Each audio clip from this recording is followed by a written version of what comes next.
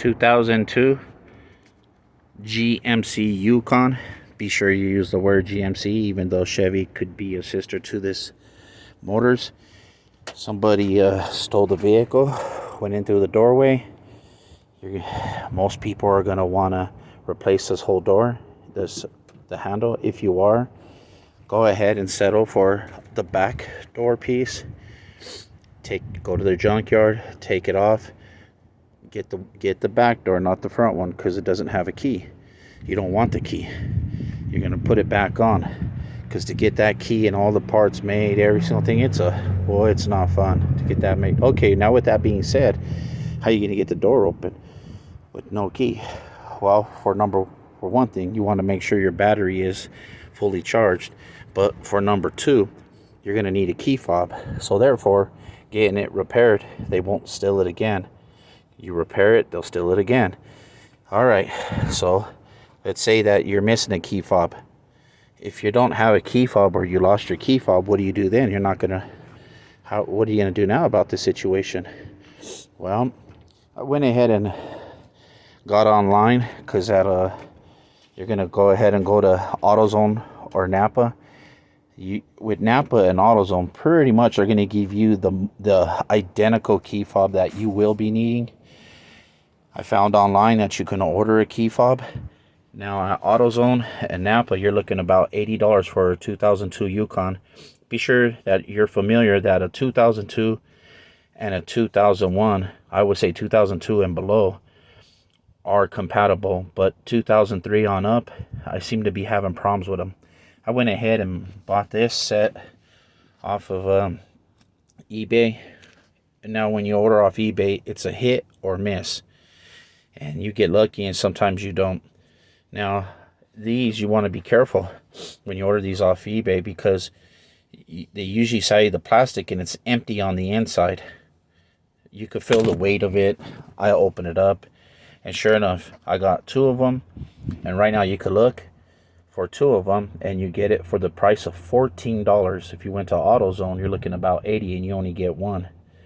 And then you're stuck with it, just like I'm stuck with these. Now, the reason for this video is, since the owner didn't have the original key fobs or can't find them, we went ahead and ordered these ones, saving some money. Now, like I said, it's a hit or miss. So what you're going to want to do if you're going to order these, this is a 2002 GMC Yukon, so you can see the number is between 2001, 2002, and don't say Chevy, say GMC. Now for the key fob, this is the key fob number you're going to need. Now it's a 15042968. What I found on the package is the package says 96803, which is right here, 96803. So if you order this key fob, this is the accurate one to this model so far from what I'm seeing. This number here that you see, the SK241102 underline 10057, is what I found when you open the remote. When you open it and you take the rubber pad, there's a scan barcode. You could go ahead and take the picture, which is like one of these, and it will tell you so supposedly the model. It doesn't. And then if you turn these around backwards, there's no inscribed numbers, no numbers on the inside of the guts to match these numbers. So like I said, it's a hit or miss. Well, even though they do come with a battery, I removed the battery. The battery's in the bag, and I put a brand new battery in. This was a backup just in case. So you know the drill. You get in the car, the vehicle, stick the key in the ignition, do not turn it on. Make sure all the doors are closed, your hood, your back latch, everything's closed. You're going to want to hold down the unlock button. So you press it, you hear that click, and keep holding it. You're going to rotate your key with holding your unlock button. You're going to do this twice. Go 1, 2, and you're going to hear the unlock button. The door will unlock. Well, unfortunately, this is, even though you heard those sounds, whatnot, don't pay attention to that. The truth is I already went through this whole process. And it's not even in park, as you can see. Now, once you get it, those 2 clicks, which do the research, it's called, and you have to say earlier 2001 or 2002, Yukon key fob programming. And it'll show you that you hold the 2 button, the lock and the undown, and you can program it yourself. You're going to want to ask yourself, how do people steal these things? Aren't there supposed to be some kind of transmitter chip inside of the keys? The answer is no. In 2001s and 2002s, there's no chips in the keys. The keys are basic. So if you have a locksmith trying to tell you he has to program the key, that's a damn lie. The only thing that requires a chip, it's code reading, it transmits the signal to a receiver, would be a key fob. So the keys are not chipped, and that's how they steal these cars. I'm not going to tell you how they do it. I'm just going to tell you they do it. I tried to program these with the new battery. They did not work. And I wonder if it's a hit or miss. Let's get straight to the point now. Are you ready for this? Before you mess with anything, like what of course I did, the first thing you're going to want to do is check your fuses. You have 2 different locations. You have one here. The side panel looks like an upside down triangle. We're going to get to that in a second. We're also going to get under the hood.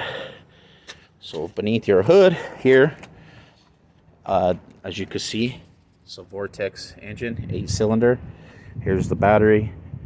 Here's the location. So we're going to lift this up. They're kind of hard to pop off. Sometimes they give you a bit of a fight with you. So the 2 fuses we're going to look for today are the ones that will say IPC, DIC. So here it is, and I'm going to zoom in slowly, being that your fuse box looks like this. Does your fuse box looks like this? Do you have relays in this sequence? If you do, okay, let's take a step further, which you should. We're going to come down. Okay, starting from up, I'm going to put my finger near where it says it. It's right here. So now I'm going to zoom down, and you will see it says IPC DIC, little 10 amp fuse. Of course, if we move on over here, that would be from the last zooming out, coming in. We're on the driver's side. Next to that bolt, it would be number 15 right there, underneath this yellow one. I don't know if yours is yellow, but it's there. Okay, now once you check that fuse and it is good, there's another fuse I want you to see. We're going to zoom back in slowly, and we're going to come down to what is called the SBA. And here you go. That SBA is the bottom right corner, exactly. The truth is you should be checking all your fuses. They all should be checked. But I'm just pointing out what I've went through. So that's that bottom one, and they're hard to get out. So have some needle nose pliers, because this little puller, this little white puller, yeah, that doesn't work well. Being that I already told you this, I'll put this lid back on. Here's your 3rd fuse. The 3rd fuse is you open the driver's side door, grab the panel, pop it off, and from the outside, looking down on, we're going to come in, and hopefully your fuses look like this if you're a pattern, and it's on the opposite side of your kickboard. Let's zoom in, and we're looking for a TBC, and there it is. It's actually the bottom right TBC, and that would be a 15 amp fuse. So let's go in, and wow, it's that bottom one underneath that brown. Now I don't know if yours is, you have a brown one in yours, but there it is in that corner. What a bummer to get to. Needle noses. All right, so you checked all your fuses, and plus your battery's charged, right? You got that part. Let's go ahead and go on to the next step. Get inside. I took this apart for the purpose of a fast video. The dash, you do not have to take off this foot one. There's I believe there 11. This is the tool you'll need. use a drill. A little impact. Get an extension like I did. And I'm hoping you do have one. I use 2 of them because for the comfort of it, let's look at what size I'm using. So, focus. That's a number 9/32. So a 932. 932, yep.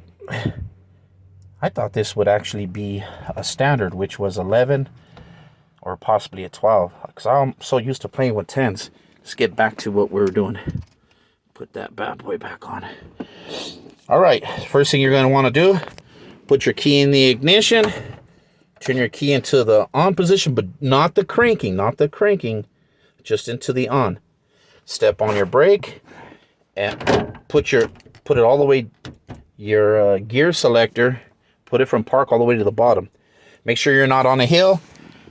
Put your emergency brake down if you trust your brake. Being that I'm not rolling nowhere, I'm somewhere flat, I'm not worried about it. Now that I have it down, you're going to want to tilt your steering column. Oops, I already had it down. There's the steering column. This plastics do not have screws on it.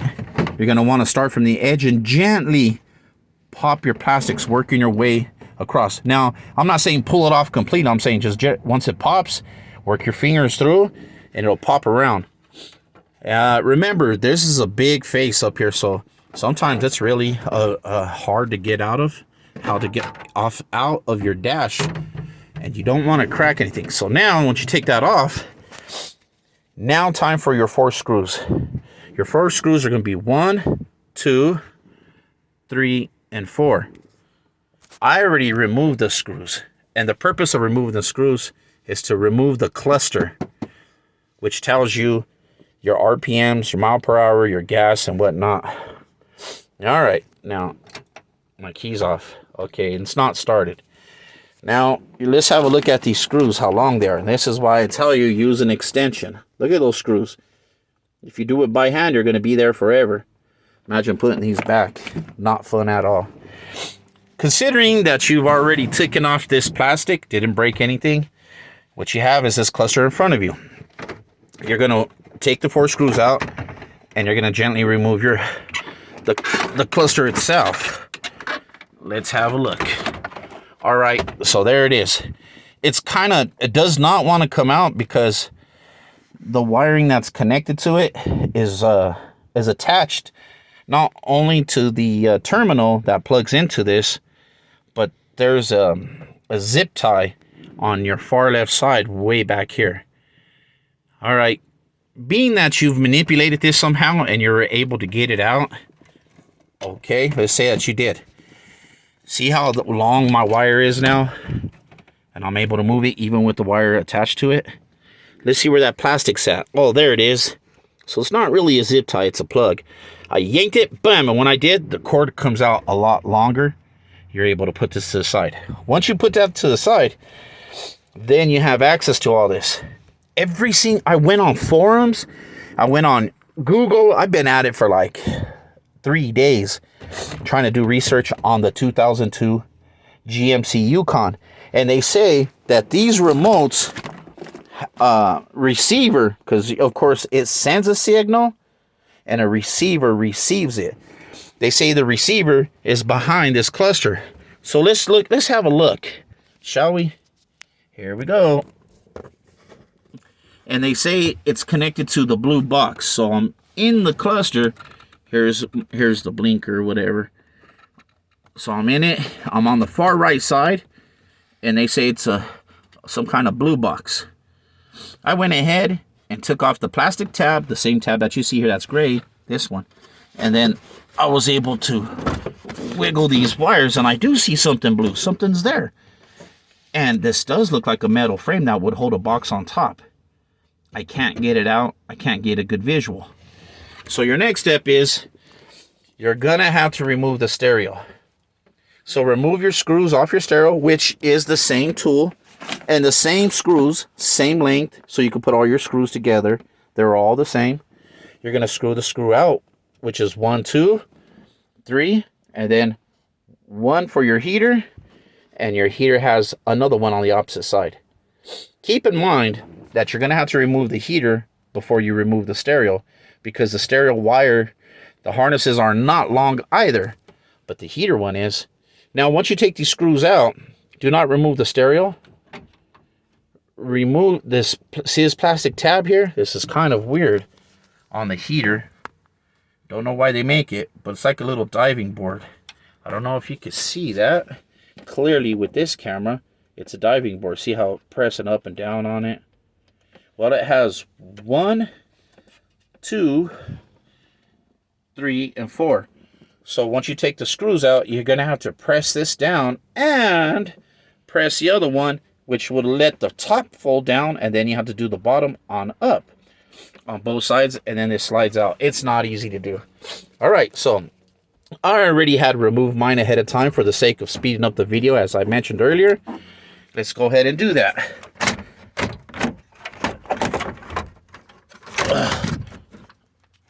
All right, here comes my heater. See the long cord on the heater? Look at it.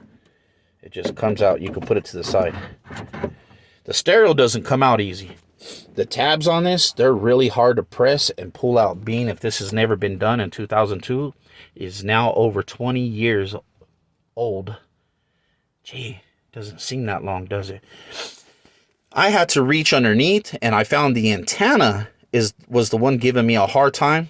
So I had to pull that bad boy. Hey, you're going to struggle with this, but saying that you got it out, I unplugged the antenna, a terminal, which is one of these thick wires on the bottom of the stereo. I found a clip that you squeeze together and it pulls out, and then one on top. Let's pull this out. I already did it. And let's have a look. Oh, it's not on top. They're all on the bottom. So there's the bottom of your radio. The antenna is the far left, that little circle. You have the black box, and then you have the gray box. So the tab is, even though it feels like there's two of them, it's actually the bottom one. You got to press up and pull it out. Good luck doing that. It took me a long time. Here we go. So now they say that blue box is on the dash. They even recommend to remove the dashboard to get to it. I'm not, and I'll figure I could get through one way or another. But if you look in the ceiling, let's turn this light on, shall we? Oh, it won't. I guess you gotta have to turn the light on ahead before recording. There is no blue box up there. All it was a bunch of wires. There is no box. Look at my finger. Let's see. Can you see my finger? It's just another terminal. And the wire, it goes down behind the black box. So there is no receiver up there. There's no receiver in the center of the stereo console. I got my hands in there. There is no wiring. There is no receiver in this dash. Not above this heater piece. Not in the center. Not at the edge. There is no receiver. But I think I might have found where it's located. That's why I'm going to make a part 2 video. And where I think I found it is, I think it may be that. I could be wrong. Most of the videos that I'm watching that are on newer vehicles, they say that it's not even in the front of the vehicle. They say it's in the back of the vehicle. So if I'm on the driver's side, they say it's in the back plastic where an antenna's at and whatnot. Even in the newer vehicles, they say it's in the back bumper. So if you got in a wreck and the bumper got hit, that's where your receiver is located. So the whole purpose of this video is trying to figure out where that receiver's at. So if you think about taking apart your dash and going through this for a receiver, this is as far as I got. There is no receiver up there.